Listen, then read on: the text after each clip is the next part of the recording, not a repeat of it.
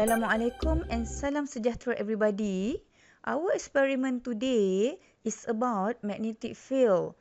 Okay, at the end of this video, students should be able to determine the value of the horizontal component of the Earth magnetic field BE. The magnetic field strength B is a vector quantity. So, the addition of two magnetic fields obeys the parallelogram law. For example, if BE is the horizontal component of Earth's magnetic field and BC is the magnetic field of a coil which is perpendicular to BE, then the resultant of the two fields B is as shown in figure 4.1. A compass needle is situated at the place where the two fields meet will be aligned to the direction of the resultant field B.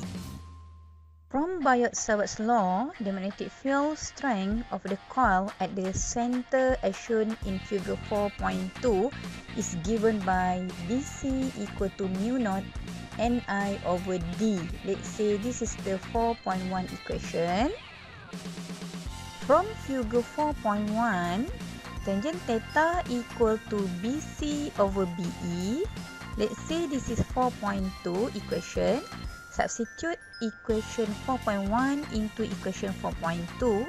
So we get tangent theta equal to mu naught N over dBE times I. Let's say this is equation 4.3. From equation tangent theta equal to mu naught N over dBE times I, we compare with equation y equal to mx plus c, where tangent theta equivalent with y, mu naught N over dBE equivalent with m, and I equivalent with x. So the gradient of graph tangent theta against I, m, equal to mu naught N over dBE. Let's say this is the equation 4.4. Rearrange the equation 4.4. Therefore, we get BE equal to mu naught N over dm. Let's say this is equation 4.5. This is the apparatus we will use for this experiment. This is Earth Magnetic Field Measurement Kit, or the short form is EM01, connecting wires, a DC emitter, rheostat, and a power supply. Now we start. Position and adjust the EM01 until the compass needle is pointed to the north as in figure 4.3.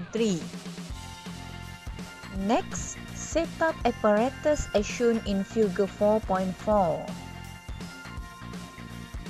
Connection from terminal positive DC power supply, connect to switch. From another one terminal switch, connect to terminal positive 1 ampere emitter. From terminal negative emitter, connect to rheostat. From another one end, rheostat, connect to terminal positive EM01. Okay, connect to 30 turns, terminal 30 turns. Okay, from terminal negative EM, connect to negative DC power supply. Make sure power supply we use 2 volt. Okay. And then check our connection, make sure all connections are correct. Let's recheck again our connection from terminal positive DC power supply, connect to switch, from switch, connect to terminal positive emitter, from terminal negative, connect to rheostat, from rheostat, connect to terminal 30 turns EM, from terminal negative EM, connect to negative DC power supply. Set the rheostat to its maximum value and switch on the circuit.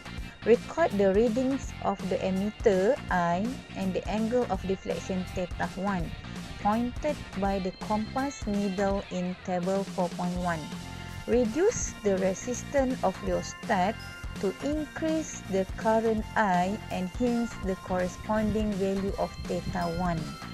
When we use 1 ampere emitter, we read the below scale. Adjust the rheostat until emitter give maximum value current I. For example, this I is equal to 0.18 ampere. Let's say like this, we adjust the rheostat until we get maximum current I. For example, this value is 0.6 ampere. So we read the below scale, right? The fourth step, adjust the rheostat to obtain at least 7 values of current and resultant angle of the compass needle.